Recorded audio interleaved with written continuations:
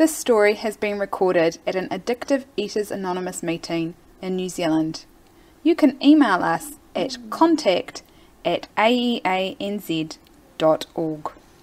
And because it's the first Friday of the month, we're lucky to have a speaker tonight, and that speaker is our lovely Lynn.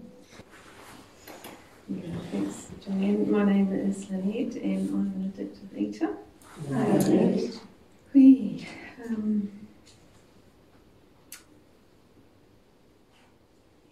I'm quite scared tonight.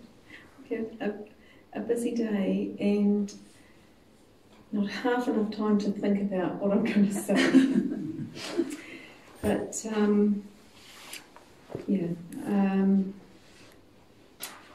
amongst friends. I do know that. I know that, I'm amongst people who know me very well, mostly because they know themselves and they know, this program, and I'm no different. I think that anybody who is giving the time of day to listen, to me tonight, probably knows that it hasn't been a walk in the park, being an addictive eater. And tonight I sort of came down to that, trusted thing of what it was like, what happened, and what it's like now, and thinking of what it was like. I had a long road, to getting here.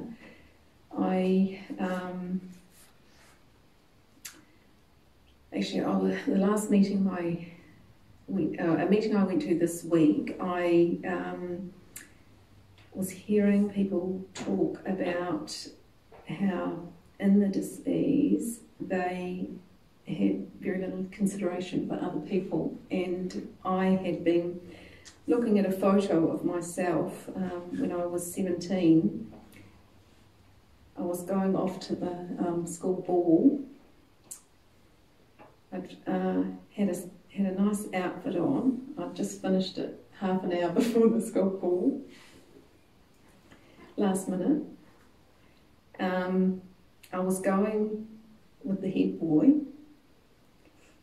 not because I was popular at all, but he told me when he asked me that, he said, Mum said you'd be a nice girl to ask.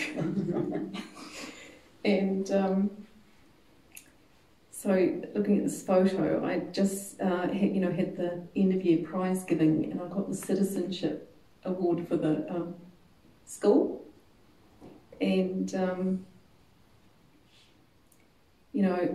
there was a lot going for me in ways. Like I had some gifts and some talents. I had a family that loved me, and that they had their issues and their problems, but they cared a lot about me, and but I did have the disease of addiction. So I had that, but I also had oversensitivity. I had an obsession with myself, and of course I had the food, and the food was a big problem from early on. And when I look at that photo, I was a little bit chubby, but I felt, I'd already been to Weight Watchers about 2 years beforehand. I felt so fat, and I think at that age of 17 that I hadn't actually started vomiting. So yeah, it certainly got worse, but you know, that self-obsession, I look at that photo and I think, how does, you know, a little person grow up and sort of navigate things like friendships when you're just so sensitive about, you know, you're intense, and I was intense and I was sensitive about things like friendships. How do you, you know, go through puberty and learn about sexuality and working and studying and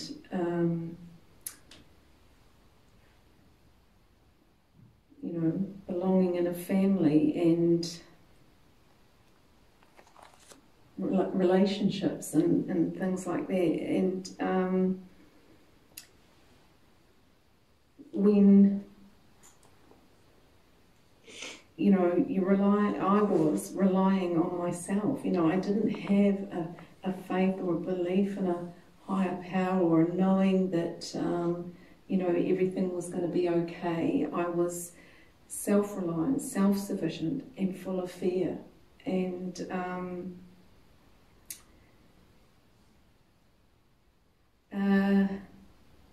tracked on for, you know, another 23 years, trying to fix myself, trying to stop eating, trying to manage life, you know, with a pretty tight grip on it all, and you know, fearing that it was all going to go wrong, and you know, trying to make it through, you know, those normal progressions of life, you know, and things like, you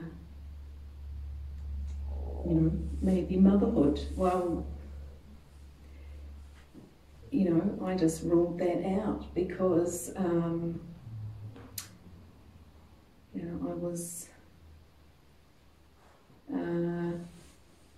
you know, I think that I knew the way I was, I wouldn't be able to do that perfectly, and I wouldn't do it, and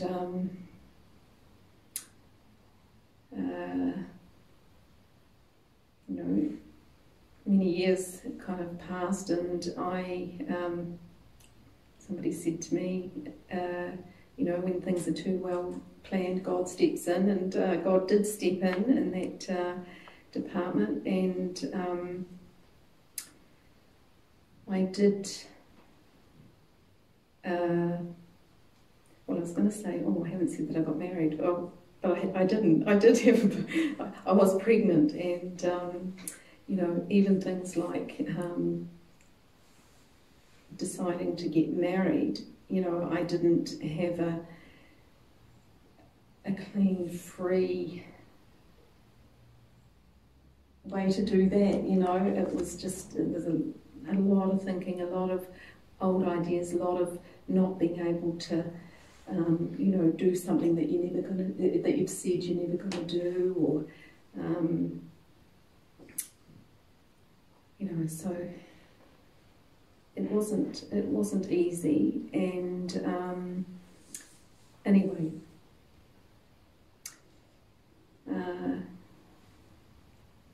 I did get married, and we did have our first son, and you know, it was still after that what happened. Through all that, I did always want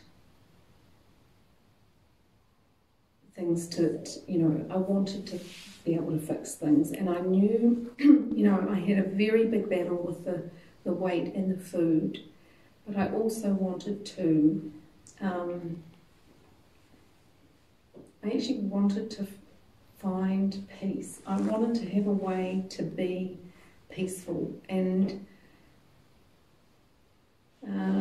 tried a lot of things, and actually, no, it just didn't change. And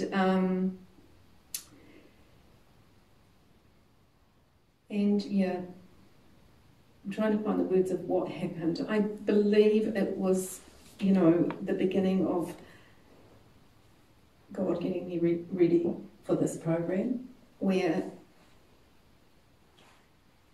I did have in my mind that there was this place to come, but I believed it was for the most hopeless cases in town, and I was on this big fight, this big mission not to be hopeless, and so it did take a long time for me to get to that point where I was ready to come here, and so yeah, I did come here, and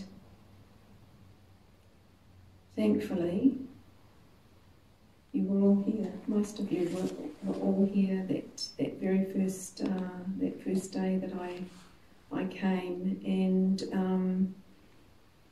you know, I was focused on the food and the weight, but what people here shared, you know, firstly,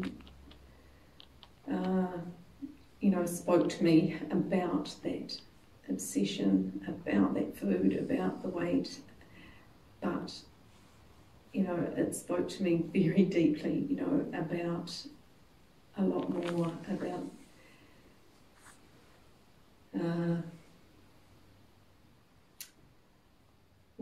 what I needed to, you know, to get well and to actually live, to live okay with that twisted stomach of, you know, I guess fear and the stuff that I didn't even know on one level that I, you know, that I had.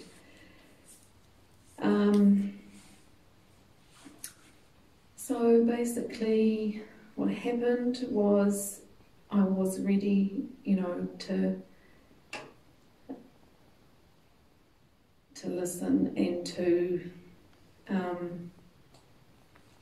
do what was suggested to me. So I basically spent the next 10 years holding on tight to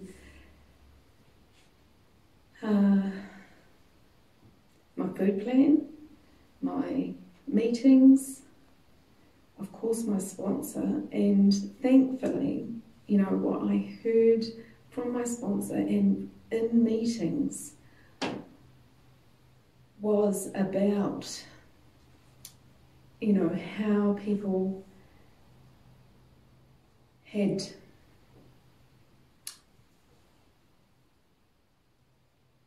got a spiritual solution for this spiritual problem.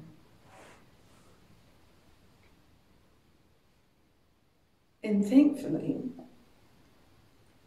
all the time that I'm, you know, holding on tight to what I can do, I just believe that, you know, God has been able to get in and fix me up. You know, on each day that I've had away from the food, my life has been able to, you know,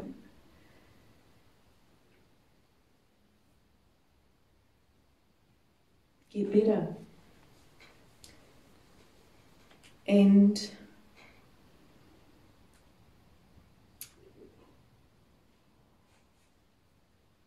yeah, I'm very, very grateful for that. You know, I you know, what life's like today. I'm in the middle of the school holidays.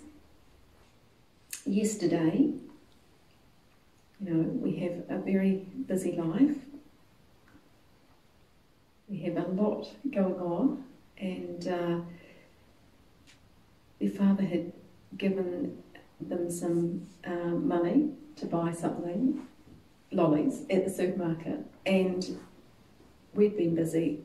I had 2 jobs. I wanted to put a sign up on a fence, and they needed to go to the supermarket before we left town to go home. it was getting late, I said, I'm going to put the sign up. Straight across the road is the supermarket.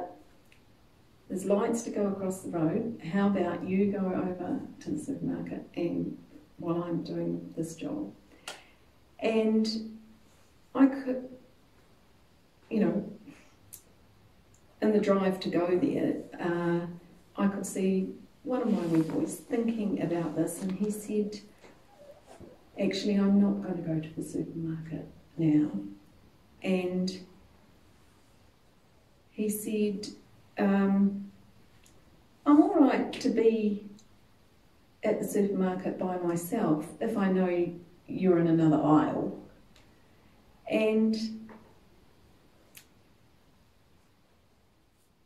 I listened to that, and I knew that it was not right for me to be, you know, sending them by themselves. It's not our supermarket. It's a great big supermarket in a place that we don't even know, you know. And so very quickly I was able to, you know, give up what I was going to do. I said, you know, I'm going to do that tomorrow. We'll just stop here. We went into the supermarket and it was massive. And when we started, when they bought their things, one of them was 67 cents over and one of them was 70 cents under. You know, like if I had them there by themselves, they would have to deal with it. When I came out, I didn't know which way I was going, let alone them. And so when we came out, I said, I'm really glad you said that it wasn't a good idea, because now that I'm coming out, I don't even know which way I'm going, and that would not have been a good idea for me to, you know, send you by yourself. And one of the main complaints from my husband, you know, before I came here was that I thought I was always right. I never backed down. I never, you know, changed my mind, or unless I changed my mind.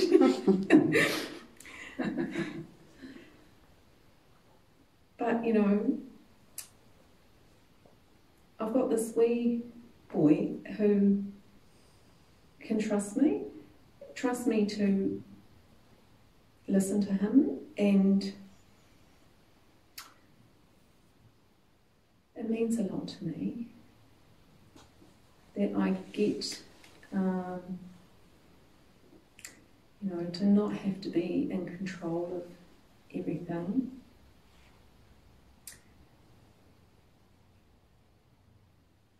It means a lot to me that I wake up in the morning and know that I'm not running the world. I have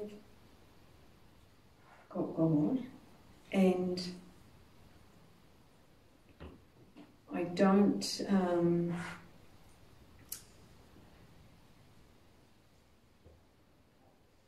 have to worry. I'm not carrying everything, you know. Not everything is easy, but I have my sponsor that the more I take my difficulties to, the more help I get.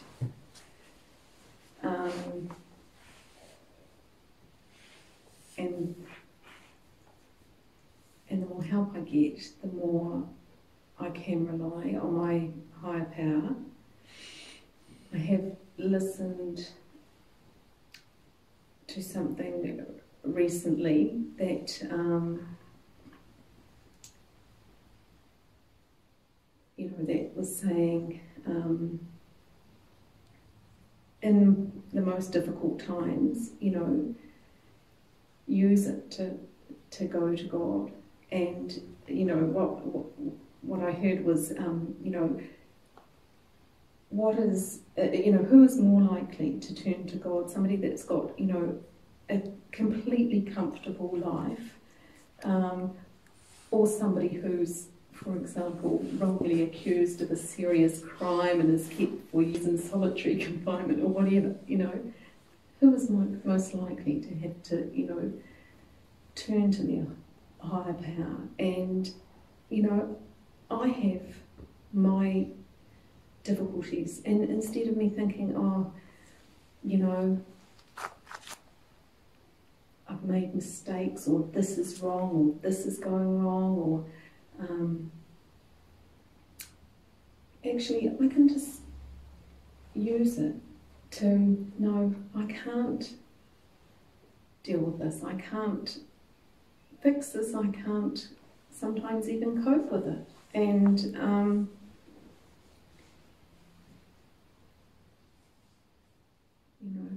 there's even more freedom in that today.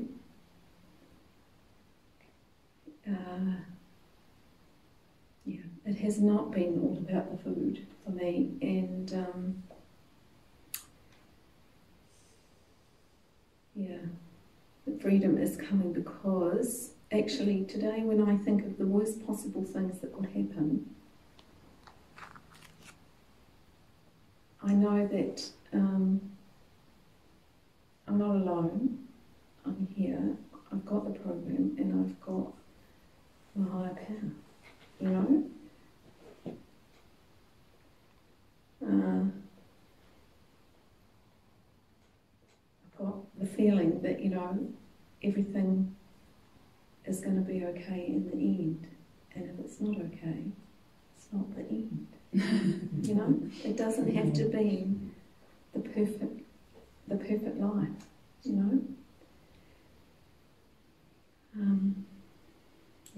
I'm very grateful, so very grateful that I came in to a group that for me, not an online meeting that I could whip into at the last minute and whip away, the minute it's finished. I've had to come here to, people who see me and know me at my worst and at my best, and likewise I get to see, others at their best and at their worst, and very, very grateful.